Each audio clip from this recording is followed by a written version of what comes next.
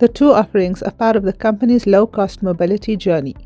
Uber Sub-Saharan Africa GM Deepesh Thomas elaborates. Today we're actually celebrating the launch of Uber Electric, as well as talking about our low-cost initiative like Uber Moto. Both of these products talk towards that narrative of creating low-cost, affordable solutions that allow more and more people to participate on our platform. The Moto product is simple. It's a ride on the back of a motorbike. So again, this is a common service across Africa and in other markets as well. But in South Africa, this never existed. So the way it works is once you download an Uber app, Moto will be the lowest cost product on that platform. So if you want to ride, request a short trip, a Moto driver that's been trained and vetted will come through to where you are. You will hop onto the back of that motorbike, hold on either to the driver or to the back, and he will take you to your destination. Again, Moto is meant to be short distance travel, so we don't allow motos on highways where there's high traffic but also high speeds.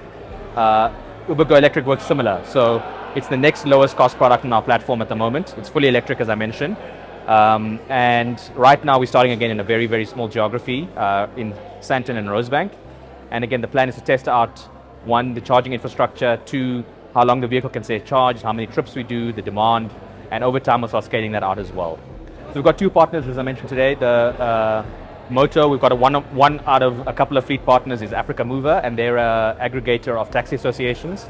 So essentially they provide the bikes and the drivers, and they plug into the Uber platform. Secondly is Volternative. They provide so we've already got a partnership with them on the electric courier delivery side, and now they've created a category with these four-wheel vehicles. So these are our two main partners at the moment. We've got other partners on the motor side as well. I think the mission for Uber is simple. Right now we serve about 10 to 15% of the population. Many people can't afford to take an Uber ride. Secondly, 30 to 40% of the people in this country end up walking 2 to 3 kilometers, either to a taxi rank, from a taxi rank to their work, from a taxi rank to their employment. And our mission is simple. How do we play a role in alleviating their transportation poverty and creating some form of last mile fulfillment for people that end up having to walk? So the way we do that is through low cost. So one is Moto, it's the lowest cost product we have currently. And the second one is Uber Go Electric, for those people who are a little bit apprehensive on whether or not to take a motorbike and still want to have a four-wheel kind of service. But again, you'll notice these vehicles are much smaller than a typical hatchback.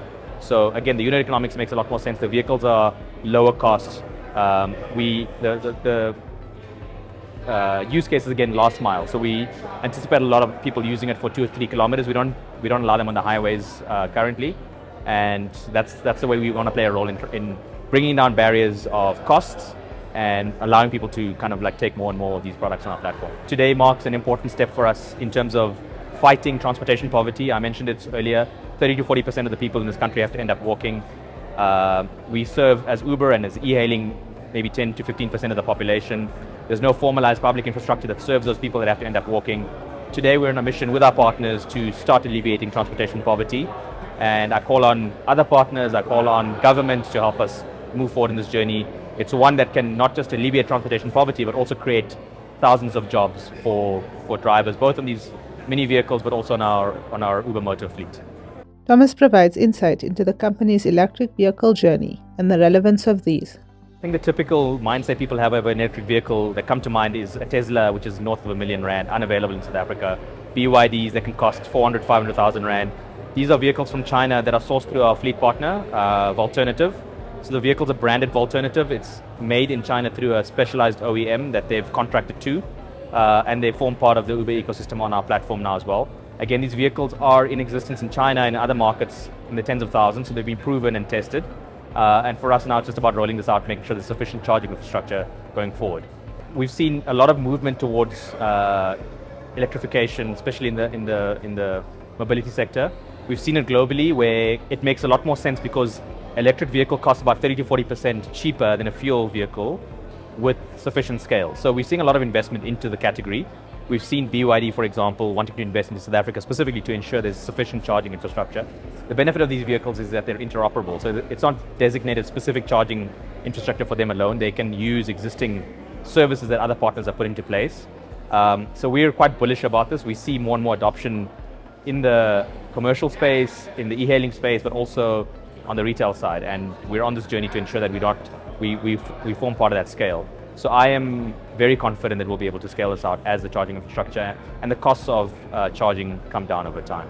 And we've seen grid improvements in South Africa. We've seen more diversification in the grid. So I think we're in the early stages of more widespread rollout of this category in South Africa.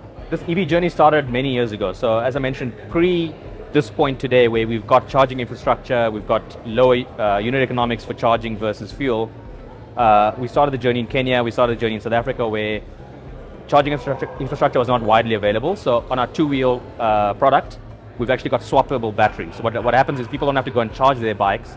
They can go to a locker that's got, let's say, 20 charged batteries.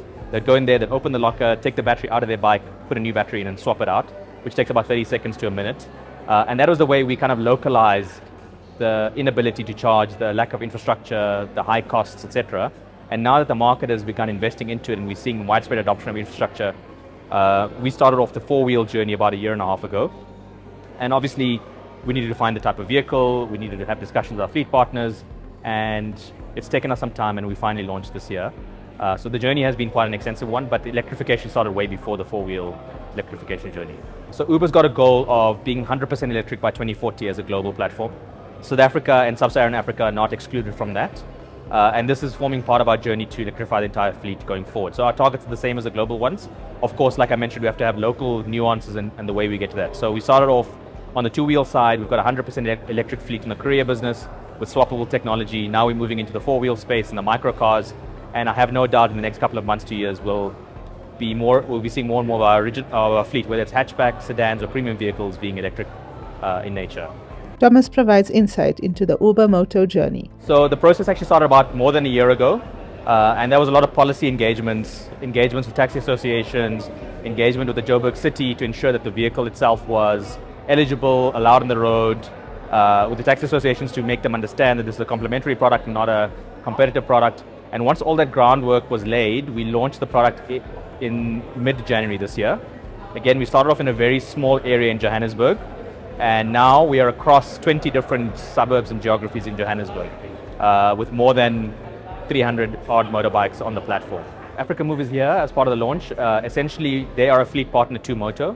So they source the bikes, they own the bikes, and they procure the drivers as well. So for them, this is a new kind of transportation over and above the existing taxi business to provide transportation for motorbike riders in this country. So like any fleet partner, they're onboarded onto our platform.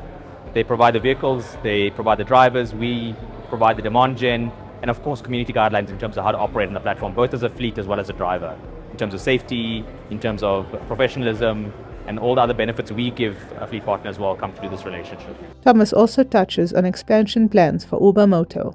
I don't think it's fixed, so it all depends on demand. So we always follow where the demand goes, and of course being able to have enough motorbikes on the platform to make sure that we've got a reliable supply. Our first prize is obviously to make sure that it's accessible across Johannesburg. So we've only recently expanded into 20. Before that it was a far less. We need to make sure it scales. We've got enough supply, there's enough demand from a rider perspective, and then Johannesburg is our first prize. Of course there's opportunities in other cities like Durban and Cape Town and smaller cities outside of Johannesburg as well. Those timelines are not decided at the moment. So it all depends on how the platform performs and how the demand comes through. Thomas explains how Uber ensures safety and quality. Look, first and foremost, every single driver of ours goes through a vetting process. So firstly, you need to make sure that the person doesn't have a criminal record, doesn't have any negative track record in their background. So they'll go through a full vetting process. 2, they need to have a professional driver's license, a PRDP. In the form of Moto, again, it's a category we're creating in South Africa. Not many people have the training or experience of transporting a passenger in the back. So there's a level of training, there's a formal licensing process they have to go through. And once they're on board onto the platform, we've made sure that they can actually transport someone safely on the back of a bike. Secondly, wearing a helmet is non-negotiable. So there's checks on the app that make sure that both the driver and the rider wear a helmet. We've also provided hair nets for both our riders and passengers so that every single rider has a new hairnet from a hygiene perspective. Thirdly, our drivers have full PPE.